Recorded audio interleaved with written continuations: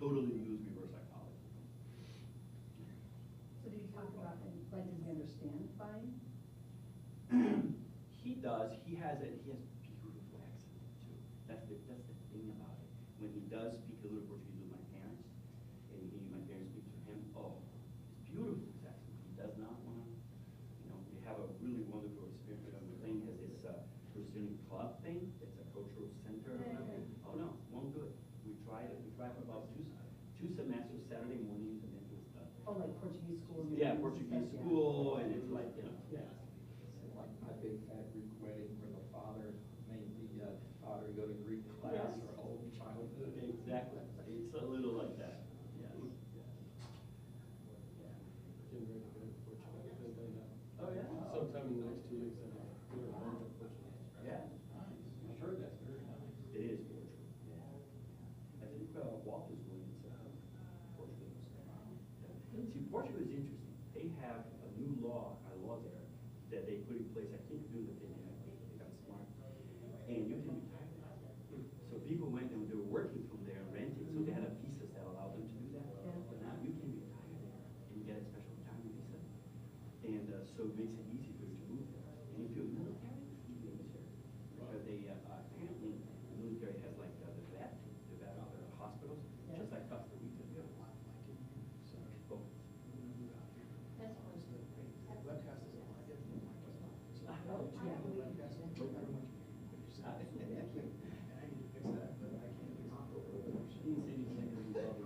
I didn't get No, installed. I don't have possible. So, are you Brazilian? Brazilian.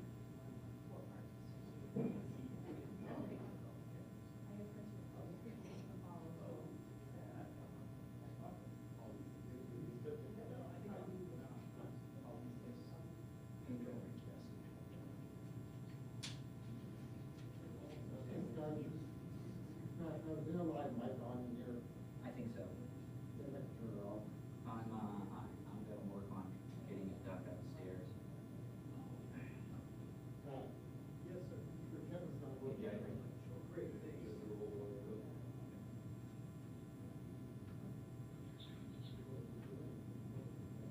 Or Randy, whichever. Are we going to let them? Yeah, they don't, like, they didn't like, they apparently understand people, so, did you just mute the microphone, Richard? I just brought a handle down. Who just got the handle? I don't see it. I don't know. And there's a putty mic up still. Okay, good. I did bring a handle down. They were probably hearing you. Hey, check. Oh. Okay. So all the handhelds are on. I mean, not all the lavaliers are on. They're in the green room right now. I see all the meters. And you do not hear those people yet.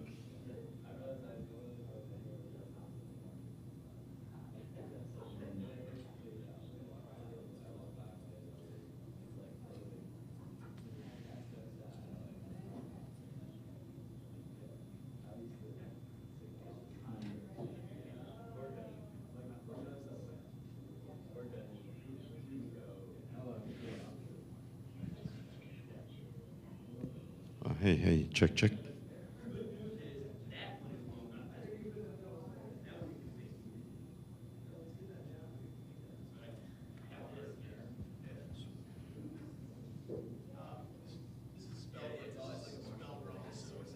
take it down, or not even put it on. It should be burdened, not burdened. Hey. Maybe just take it down.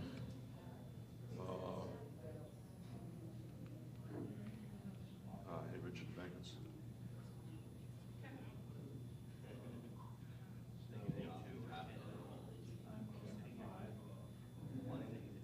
Hey, Richard Pete.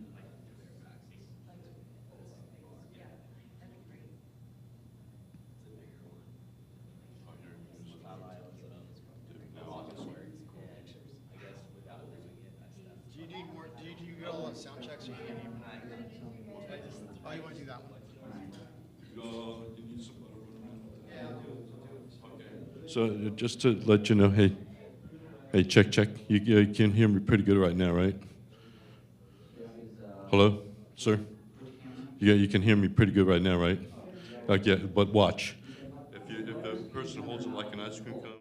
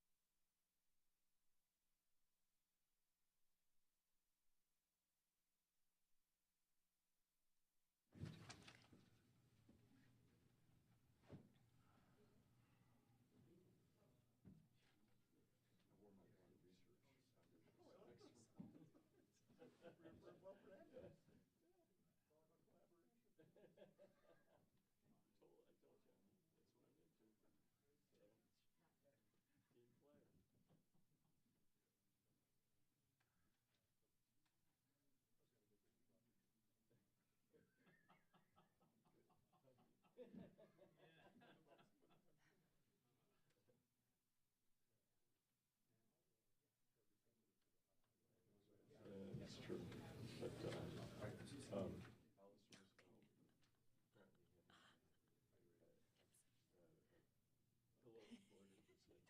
Can't take this seriously.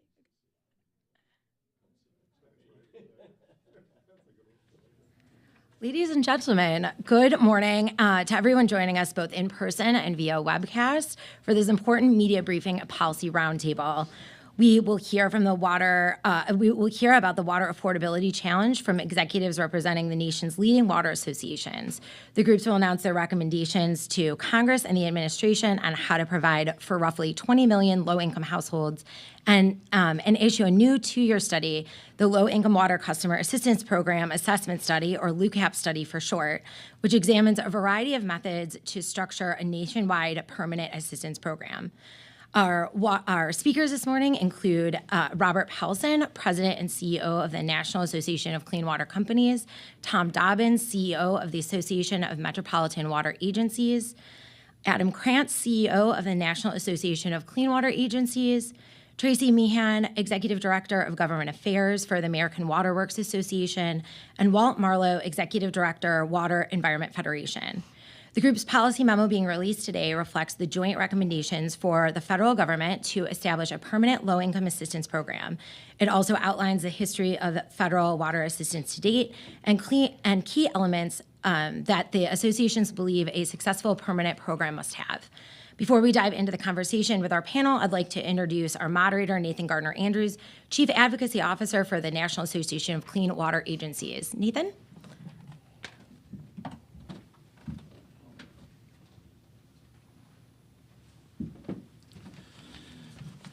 Thank you very much, May, and good morning, everyone. Let me add my welcome on behalf of the 5 water associations to our event today.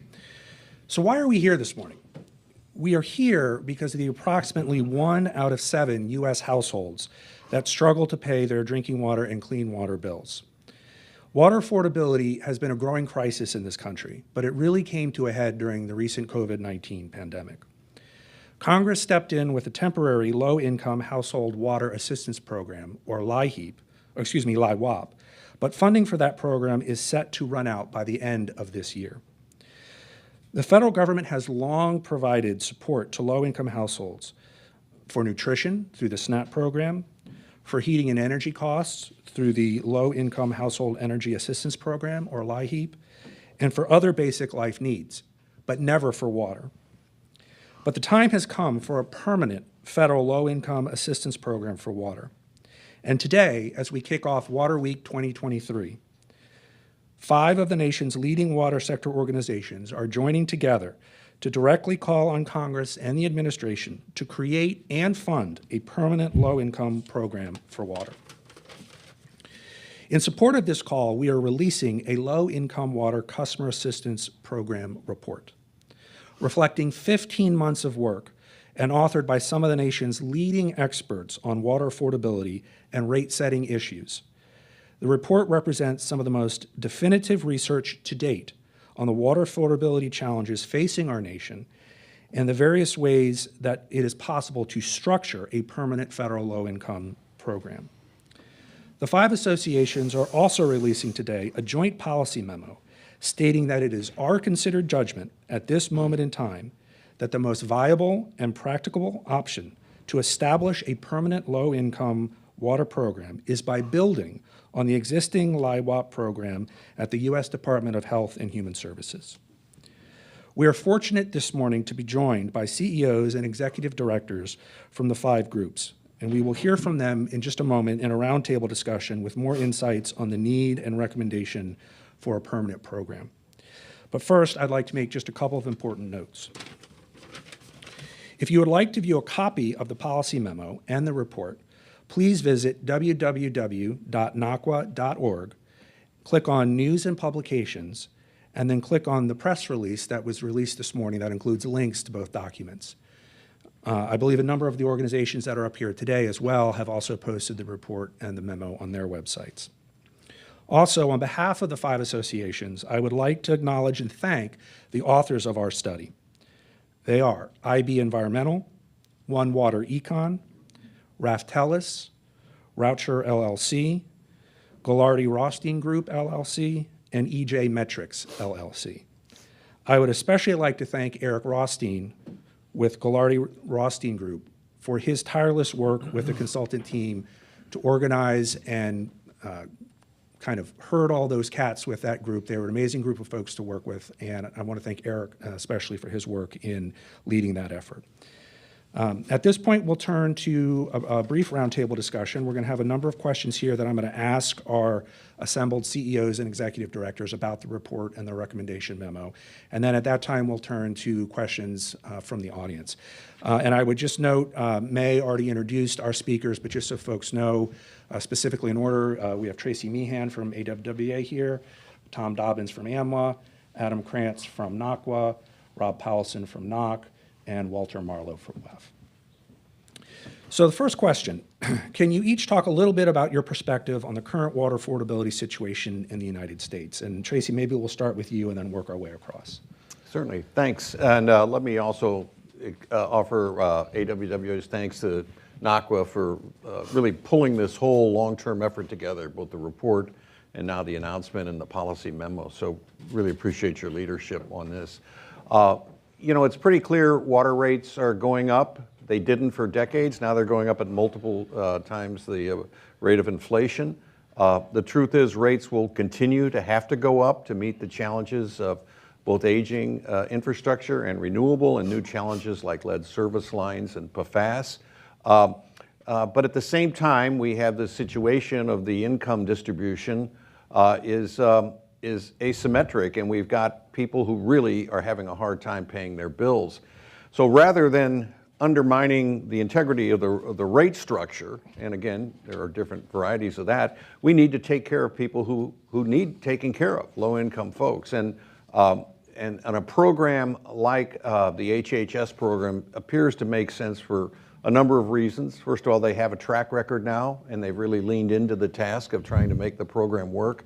And what's more is it deals with two primary issues that we're concerned about. One is trying to avoid or minimize shutoffs of service, and also at the same time support water and wastewater utilities in their critical mission of protecting human health and the environment. So all those factors combined, we think, as Nathan said, our judgment is that something like a LIWAP program out of HHS makes sense, and that's the case we intend to make to Congress and to the public at large. Tom? Tracy put it very well. Again, we feel like as an industry that we need to stand together and to address this very important issue, to close this hole in the safety net for people who are at risk or are in need of that assistance. So we saw it exacerbated during COVID, that the need for water and the ability to pay for that water kind of hit. There was a trend that Tracy identified that was exacerbated because of COVID. So financially, we need to take care of this. We need it for the health of our populace, for our society. We need it to keep these water systems going. As Tracy alluded to, we've been victims of our own success in the sense that we've been so efficient and effective, and we've kept rates low for so long, but our infrastructure is now coming to the end of its service life. And even with federal funding, we must invest more, and that's going to, unfortunately, require ratepayers to pay more for their water. And that puts those at the bottom end of our economic scale most at risk. Just very briefly, those are all excellent points. I don't have a huge amount to add. The two things I would just say is we are getting to a point where I think all of the water utilities, who many of our groups represent, are at a point where they want to be charging true cost of service. Right? That's what we're aiming for. And the reality is, I think, from a political standpoint, that can be difficult when you're trying to set rates and you're dealing with an increasing percentage of your population that's low income. And the wealth gap is obviously widening. And what we need to do is to take away any disincentive that we can to ensure that funds from all sources are meeting the water challenge that we have today, whether it's federal funding, state funding, or local ratepayer-based funding. We have to sort of free the utilities, in my view, to be able to address the challenge. And the LIWAP program that we're talking about here this morning is an incredibly critical component. All of these groups have flown in. Over 30 groups are part of Water Week this week to go and hit Congress and EPA and other federal agencies to take our message to policymakers. Every other area has this type of program in place, right? Whether you're talking about energy, healthcare, go across the board. The question that I think we need to answer at this point is why not water? Right? We deserve a permanent program, period. And our goal here this week is to raise that issue and ensure that a permanent LIWAP program exists in our country. Thank you, Adam. Let me start by thanking NACWA under Adam's leadership and Nathan for bringing us all together here behind this report. You know, what's amazing is this is not a Republican or Democratic issue. This is an issue that deserves strong bipartisan support. I represent an organization that represents investor-owned water utilities. We're a 128-year-old association. And to sit here today and realize how important it is to have safe and reliable drinking water service, it's a moral imperative that we join together and use our collective clout and our unified voice in educating Congress on the need for permanent funding for the LIWAP program. As a former state public utility commissioner, I can speak firsthand to the benefits of the LIHEAP program in my state in Pennsylvania, how successful we were working with our gas and electric utilities, getting monies out the door to needy families so they wouldn't be shut off during the winter heating season, providing them budget billing options to make sure that they had a sustainable heating source during the winter months, and obviously long-term the ability to pay their monthly bill. This program is no different. There's just one caveat. Congress put a word emergency in front of the act to allocate over $1.13 billion for the program. Now we're here this morning to say, let's make that permanent. You know, if you were to ask me that, I'd be sitting here advocating for increased funding for an entitlement program, as I joke with Walt. I never thought I'd be here this morning talking about that, but when you get into this study, and you recognize the impact this program has had. By the way, very efficient delivery of dollars. And by the way, a shout out to HHS and how quickly they were able to stand up this program, working with state partners. The reality is this program's working. It's working quite effectively. It's hitting over 500,000 households today.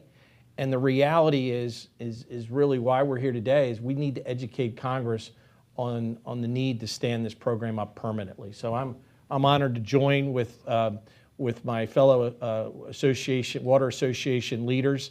And again, this is not a public versus private issue. This is not a Republican versus Democratic issue. This is something we all should agree on. And I hope policymakers over yonder here can appreciate that message. Yeah, thanks. You know, going last, it's hard to add some more points to all the good ones that were made, but I think I keep coming back to water is life, right? Without water, none of the rest of our civilization, all the great things that we do is going to happen without water. People need it every day in their lives. As was mentioned earlier, we have food assistance, we have heat assistance, we have other safety net programs. It is about time that we've gotten to water. You know, Americans deserve clean water. They deserve safe drinking water.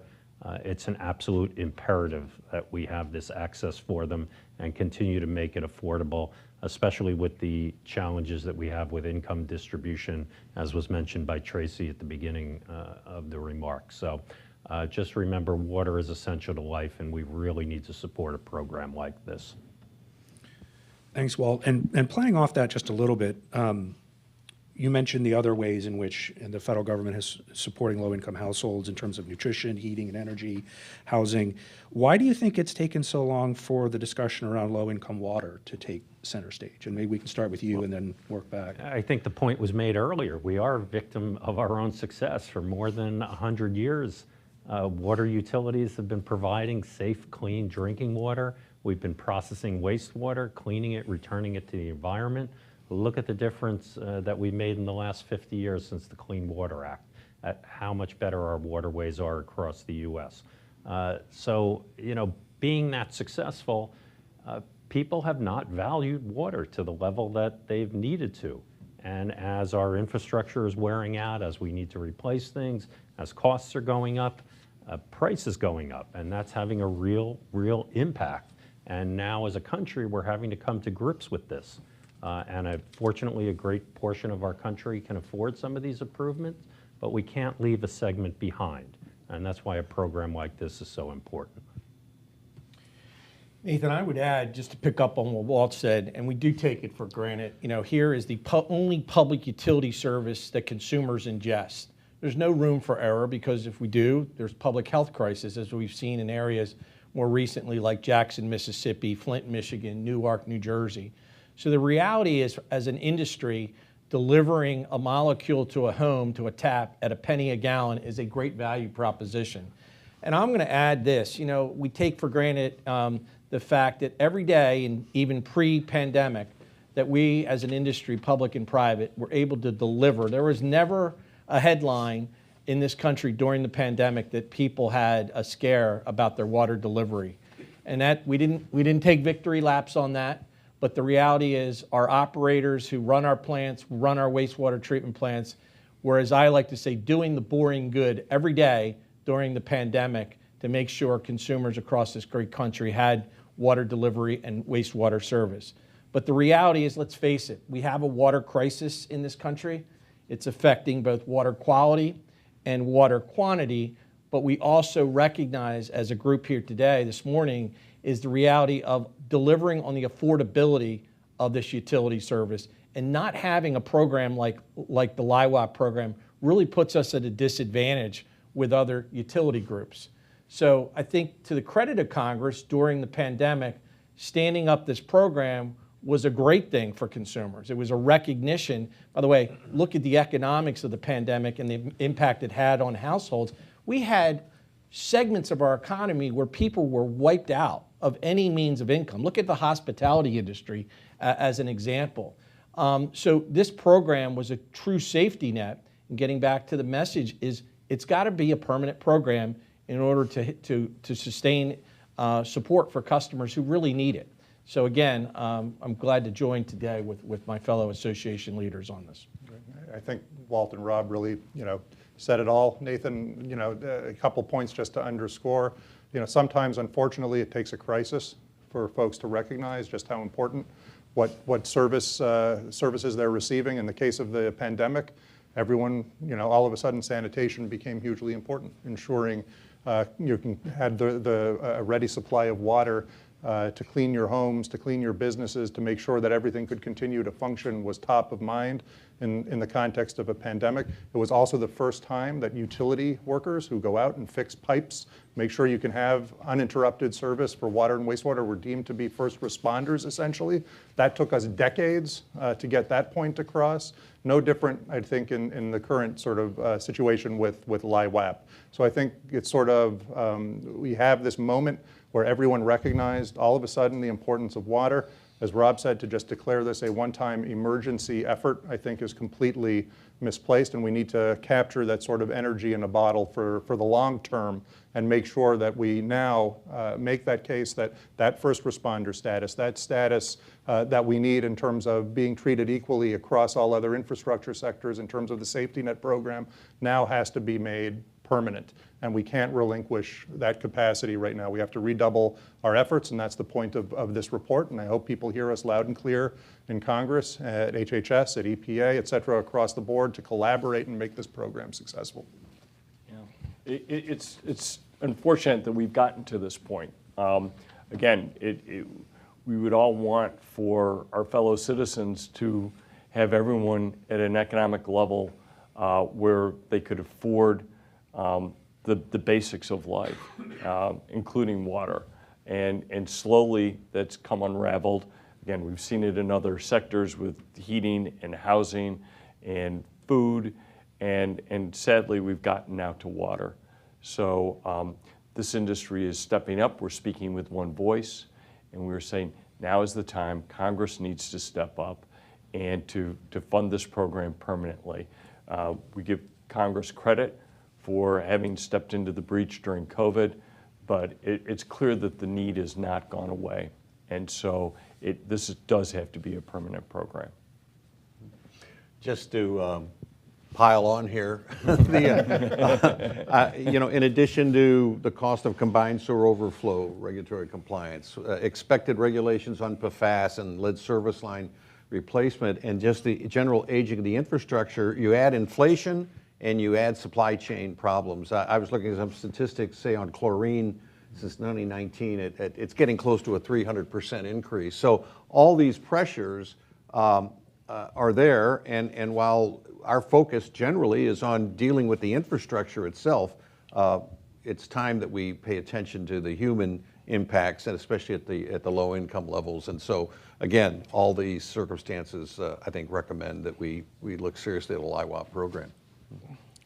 Thank you all. Rob, I want to follow up on a point you made in your opening remarks about the track record to date of the current LIWOP program at HHS. And I'm curious, your all's thoughts on, how it's been working, where it's been successful, and where might there potentially be some improvements in terms of a permanent program. And Rob, maybe we can start with you and then anyone else who wants to address that question. Yeah, sure, Nathan. I think it starts with the collaboration, as I like to call it, cooperative federalism working really well, where HHS was able to bring state partners together, the dissemination of the dollars, the coordination with utilities. It was a seamless process, and that doesn't often happen in this town with a program like LIWOP. And obviously building off the successful model of LIHEAP. In Pennsylvania, our investor-owned water utilities had over a 97% penetration rate of dollars out the door to support customers who would have been facing arrearages. That is a true success story. That is efficient delivery of this benefit to those customers that were eligible. We had strong participation rates. And again, the collaboration between state public utility commissions, HHS, departments of health and human services in states. It was, again, a very efficient delivery of dollars. I should add, as I sit here today, that the Pennsylvania Public Utility Commission, the PAPUC, issued on April 14th a letter, as many states are doing, to their entire congressional delegations supporting this program. So that's another testament to the collaboration and the support, the universal support to having permanent funding for LIWOP. If I can just jump in there, I think Rob makes a great point about Pennsylvania. I would just say, there are things that still need to be improved about this program. It is still a new program, and in different states are handling, the program and its delivery differently. One thing that's in the report, if you read it, and the report makes no specific recommendations, what they do is sort of rate, recommendations across the board in terms of how to structure the program, which I think was very smartly done. But one option, and we represent public wastewater and stormwater utilities across the country, but if you're a larger public utility, there might be ways to get the funds for this program direct to the utility and allow them in certain circumstances to be able to manage the program. That's very different from the smaller utilities. In our country, for folks who may not know this, we have 55,000 drinking water utilities and close to 15,000 wastewater utilities. And they're not all structured the same. If you're very small and have 1 to 2 full-time employees managing this type of program on your own without third-party help will be very difficult. If you're a larger utility, you know who's in arrearages. You might be able to find a very easy, quick way to determine who falls under the poverty thresholds and be able to take care of those arrearages much more efficiently. So I do think we have to have some level of a discussion going forward as this program continues to evolve at HHS to ensure that it's being run as efficiently and effectively as possible so that money gets through to the people who need it the most efficiently. The other thing I would just add very quickly, and going back to the last question about why now, I do think we're in a setting where the notion of equity, environmental justice issues are sort of now really being wrestled with in a very significant way across all infrastructure sectors and across all facets of government services. So I do think we have an opportunity here with this program to really do some good and to take advantage of really looking at it through that lens about why now and why permanent. I would reinforce Adam's point. As I talk to my members, which are drinking water utilities that with serving populations of 100,000 or more, I've heard, again, from a number of my general managers that the money has to come directly to them, and it cannot be mixed into a broader pot. It can't be, and while we want comprehensive assistance and services, and there needs to be coordination, the money needs to come through to the utility. And again, as Adam pointed out, for larger utilities, they have great working relationships with their customers. They have, extensive customer assistance programs. They can get that money as, efficiently and effectively to those in need, as Rob pointed out, by again, being able to be good stewards of that money and that assistance. So I would underscore Adam's point on that. I would just take this opportunity to kind of give a shout out to HHS in terms of the work they've done since this program was just kind of dropped on them like a piano coming out of the sky. And they, I think after they got over the initial staggers, they leapt to it. They leaned into the project. They had to learn about a whole new sector, the water and wastewater sector, which is much broader in terms of number and scope and diversity than, say, the power sector. 51,000 community water systems, what now, 16,000 wastewater? 16,000. Massive, and we found them to be dedicated, to be transparent, to be open and interactive, and we're pleased that they've taken to this task and would be ready to take on a permanent program. Okay. Adam, maybe we'll start with you on this question since you're in the middle. So regardless of how a program is structured, what do you think utilities can do to help ensure that more households that are eligible for the program actually take advantage of it?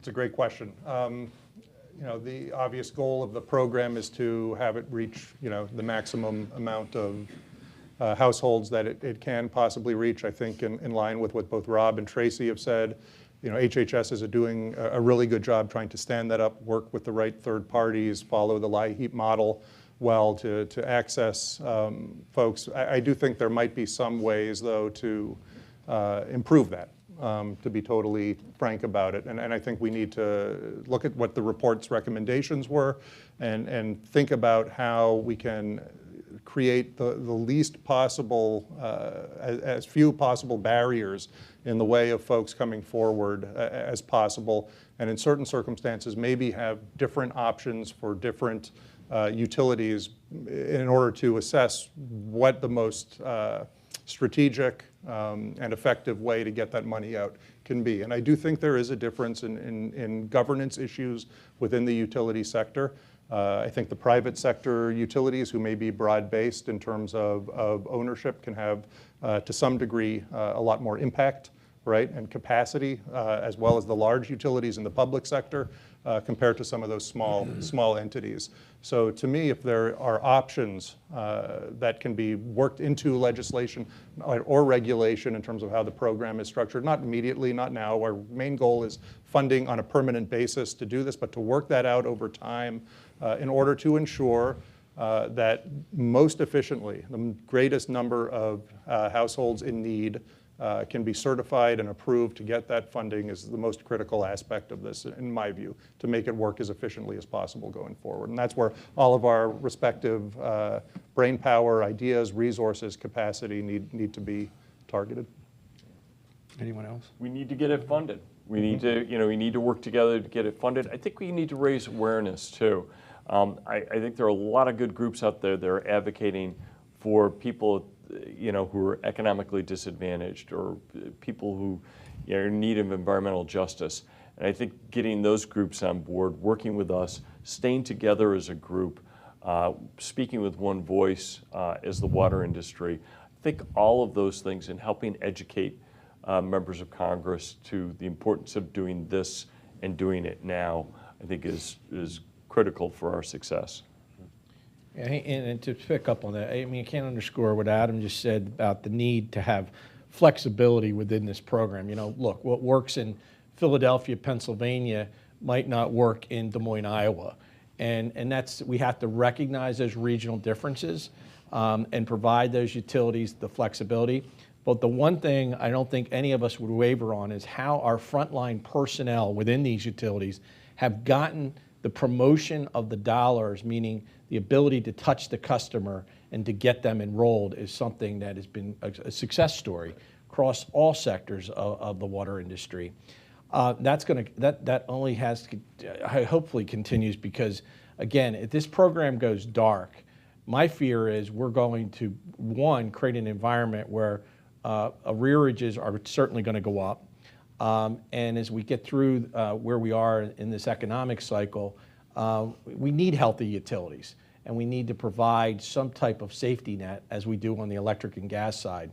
So, you know, LIHEAP funding is a critical piece of that. So I just can't underscore the fact that, again, this program's working remarkably well. And to Tracy's point, HHS deserves a lot of the credit to be able to, in less than a 24-month period, to see us here today talking about the virtues of how this program's working is a testament to that. Okay. So now the $1 million question, or perhaps $8 billion, depending on how you're counting. So the report indicates that the annual dollar amount to fund a permanent low-income water program could range anywhere from about $2.5 billion to almost $8 billion annually, depending on how the program is structured. In today's political climate, what do you think the most effective argument will be to secure that type of new appropriations? And I'm going to just see who's courageous enough to take that. I'll jump in. I guess, you know, a couple of things that strike me is that, first of all, regardless of our current political climate, I think the American people genuinely are compassionate and care about other people. And that's what's made us a great country. And so I don't think any American would turn their back on others. And their representatives are not going to either. So I think that that's the first, that's the fact that this is such a basic, fundamental thing. And turning off somebody's water is not just a crisis for that family, it's a crisis for the neighborhood and the community, because it can signal or start a decline in a neighborhood and a community. So for that perspective, it's in everyone's best interest to keep water flowing. And the other thing is, to put it in perspective, this is at the high level, it is 15/100ths of 1% of the federal budget. And of discretionary spending, which is less, it's still 1/2 of 1%. So we are not talking, well, it sounds big to us as real people. In the context of the federal budget, it is not significant, but the impact that it makes on people's lives is huge. And so therefore, I think that Congress will do the right thing. Yeah, I want to jump in on that as well, because when I got up this morning, I was doing just a quick back of the envelope research project. So I stumbled upon a Robert Wood Johnson Foundation report, and it starts like this. They surveyed 5 different areas, not only of the country, but looking at the households and some macro trends in the economy. So as we sit here today, half of the households in the 4 largest cities in the U.S., so that's New York, Los Angeles, Chicago, and Houston, report serious financial problems, including depleted savings, trouble paying bills, and affording medical care. That's pretty universal. I don't care, you know, it probably holds true in my city of Philadelphia. At least 4 in 10 Latino, Black, and Native American households report using up or most of their household savings during the pandemic. And then 1 in 5 households in the United States report household members unable to get medical care for serious health care, and a majority of them unable to get needed medical care for health. The list goes on. I mean, we look at the discussion around 34% of the U.S. not having high-speed internet connection. This is part of that discussion, and I think Congress recognizes that. I don't think we're looking to funding at $1.1 billion was a great demonstration that this program works. But getting to 3, getting to 4, getting to 5 billion, we're going to hit more. At 450,000 households in the U.S., added funding should only show increased metrics in participation. So we're not out of the woods yet. That's basically my message. And having this program with permanent funding is only going to help those in need. I would just add one part of it, whether it's the $2.4 billion to the $7.9 billion, which is the estimated need in the report, anywhere along that spectrum, I'm just going to say it's a pittance. I mean, we've just been through the largest single spending, spree on behalf of infrastructure and other issues to the tune of trillions of dollars. $55 billion was spent on water infrastructure, right, to be invested over the next 5 years. This program at that type of level, in my view, from a federal standpoint, the payback would be enormous, right? You're talking about ensuring utility sustainability. Every job in our country depends on water and water resources, ready access to that for businesses, for industry, for agriculture. To me, it's fairly clear that amount is actually, in my view, quite modest in terms of what would be needed for this program. And if you compare it to other equivalent subsidy-style programs, again, fairly modest in that need. Yeah, to govern is to choose, and priorities have to be set. And I think, Adam, you raised the question, why not water? I mean, we take care of the power customers, the food customers, any number of areas, housing needs, and these are tough choices. The numbers, relative to the whole budget, but there are tough choices. So how the sausage is made will be a difficult process, but I think we're entitled to make this case. I think it's an imperative, as someone said, that we make this case on behalf of our customers, and it will be for policymakers to make the hard choices. Okay, go to our last question before we do Q&A with the audience. And this is for each of you. So what are the key messages that each of you want Congress and the administration to take away from the joint memo and report that are being released today? And maybe, Walt, we'll start with you and work our way down. Boy, there's a bunch in there. I think the first is this is an efficient program. It has a history already, despite being set up in such a short time. Americans are compassionate, as Tom mentioned, and don't want to let their neighbors down, but they want efficiency there, right?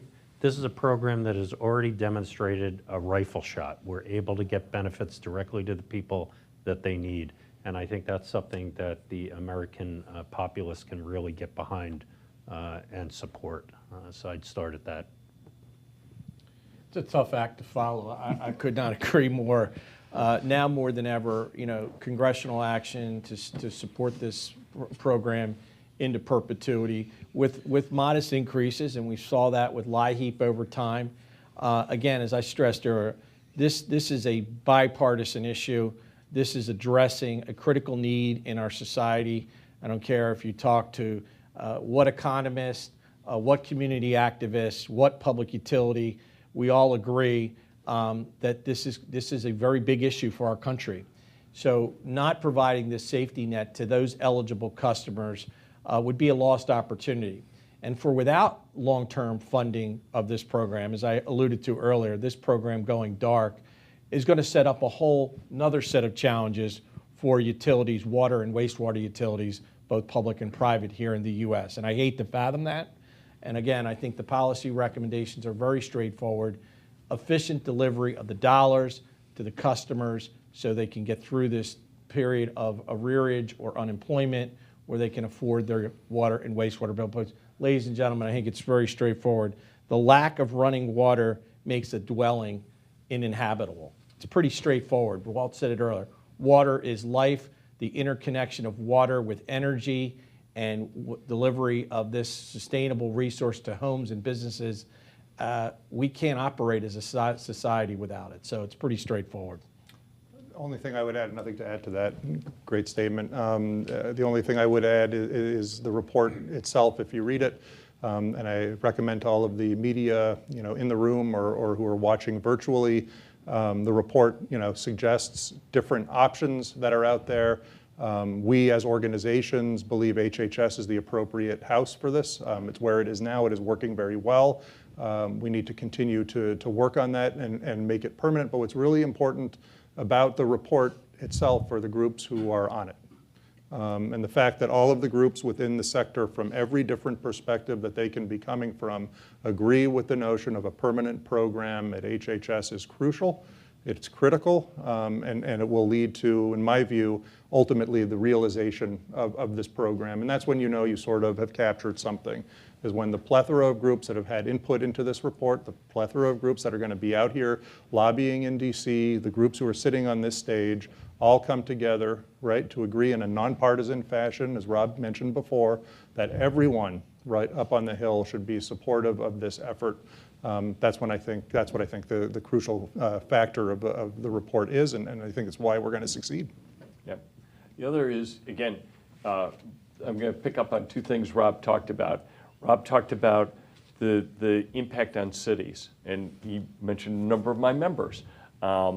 That's important, but it's also, the reason it's going to be bipartisan is because there's also a crisis in rural areas, in areas that are being depopulated, in areas that are struggling with infrastructure that is obsolete and needs to be upgraded. And so it's not something that's limited just to big cities.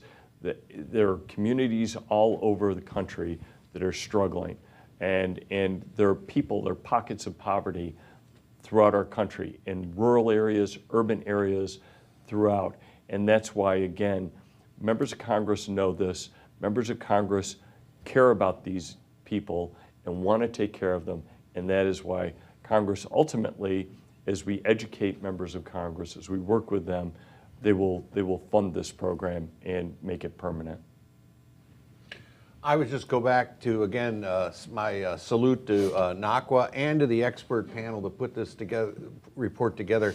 Anybody who's worked in this town any amount of time knows that there's flackery and powder puff documents that are cranked out for political purposes. This is a substantive document. This is a challenging document, and it creates a new reality in that it brings information forth and shapes it into usable usable concepts that we've drawn on and come together to support. And again, I think I commend the report to anyone who's seriously interested in this issue of low-income customers and water service. And again, thank NACWA and the expert panel.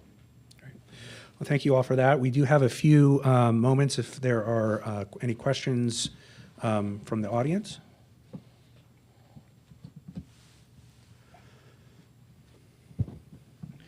Thanks very much. I know several of you have touched on how you go about improving equity in terms of delivering these basic water services. How does establishing the federal assistance program do that, in particular in the environmental justice communities? Anyone want to take that?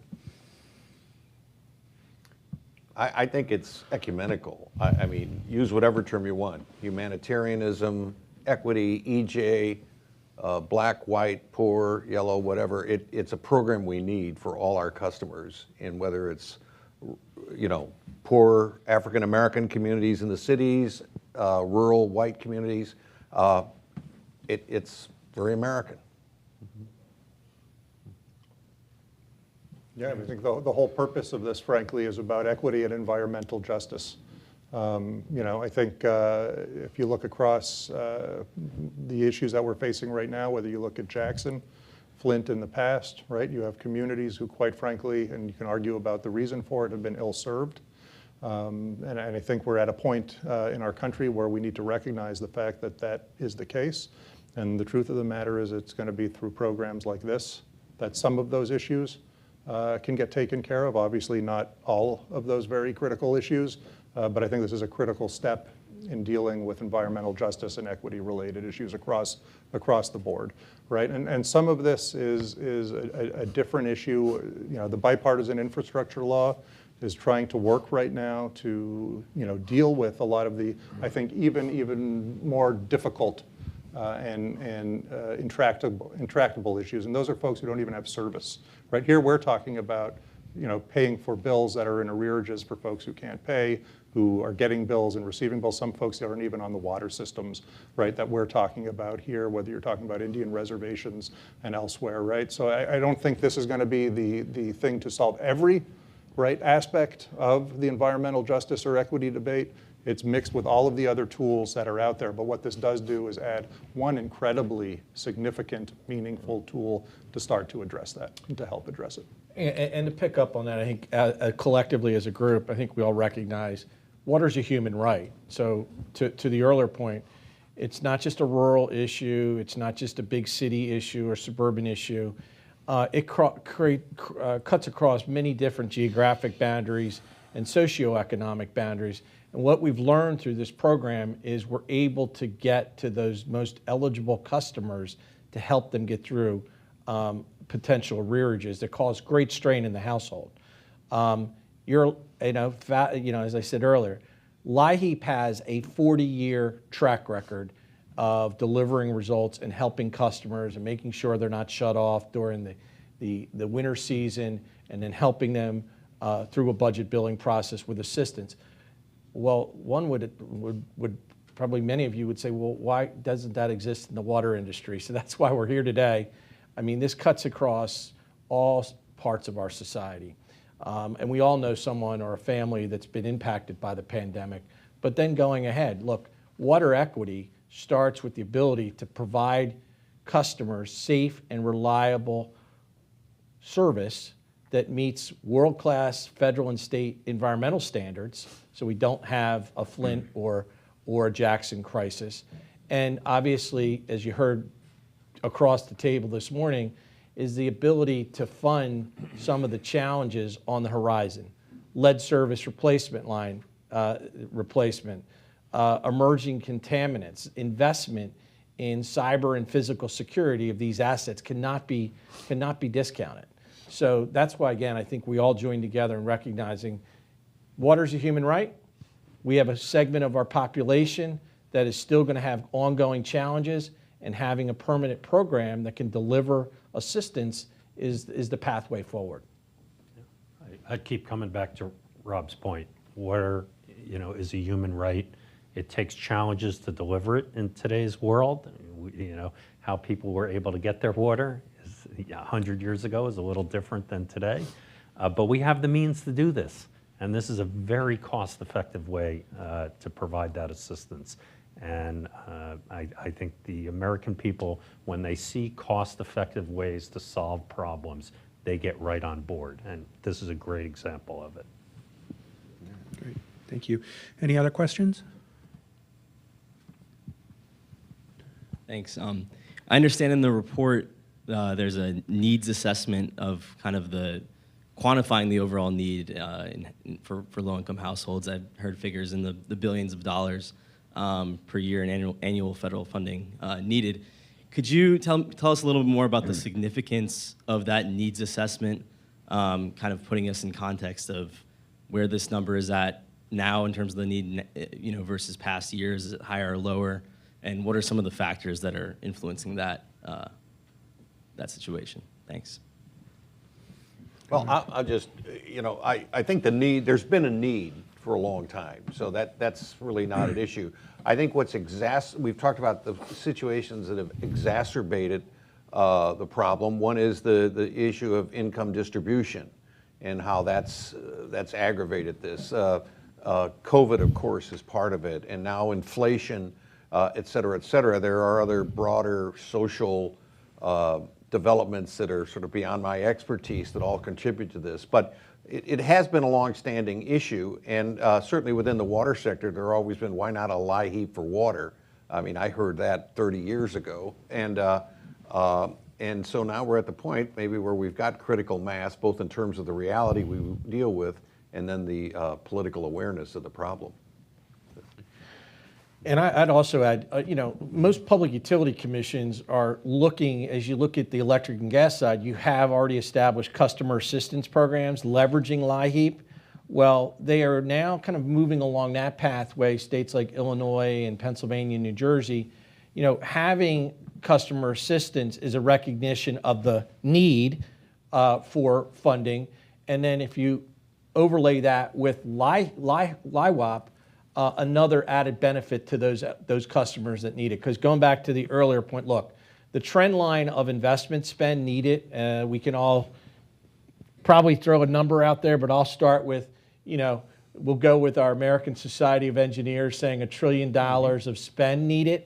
We're grateful for the $55 billion that the administration has put into the water grid, but some would argue the water grid is too big to fix. And the reality is, aside from the fix of the infrastructure, which we're all doing every day, is the reality of not losing sight of protecting those customers so they can afford the service. And as I said earlier, people, we've had weather-related events in this country where people lose power, but losing water service to a home, and no utility, by the way, wants to have to ever shut off a customer for water service. It creates a lot of, on and off, and getting a crew out there to get the meter set back up. And that's not what we want to do. So again, going back to permanent funding, standing up this program is a pillar that we all agree upon. Just to build on that a little bit, Rob's point, the $500 billion to $1 trillion need is a 20-year cost estimate, right, over the next 20 years. So if you take that for what it's worth, $50 billion a year, right, is sort of the gap, right, that you're talking about between what's currently being spent by utilities and what would need to be spent in order to meet our infrastructure challenges. Okay, out of that $50 billion of need that's out there, you have to add the affordability component, right? So you're talking about $2.4 billion to $7.9 billion of additional need. So what we're trying to do is figure out ways to ratchet down that $50 billion in needs so we become fully sustainable in terms of our infrastructure, right, in the next 20-year cycle. Right, so that increment, if you're at $50 billion and you're talking, let's call it the high end of that estimate, $7.9 to $8 billion, if you can address that, right, the utilities begin to become more sustainable. They can raise the rates they need to raise, and I would argue that out of all of the funding that we're talking about, 95% of that funding is going to be local. And any handcuff you can remove from a local utility to be able to raise the rates they need to raise in order to be sustainable for their communities, right, is incredibly critical. So that number that you're looking at is actually quite a fairly modest, right, percentage of the overall funding need that you need in order to meet regulations, as Tracy was talking about, rebuild your infrastructure that needs constant updating, just like your home, right? And if you can address this affordability gap, right, through this LIWAP program, right, it's an easy one in terms of adding to this overall sustainability of the water sector from an infrastructure funding standpoint. That's why I think that number is so critical in the report, not because it's such a huge number, right, but because it's a fairly addressable number from a congressional standpoint. Great. All right, thank you all very much. Last call, any questions?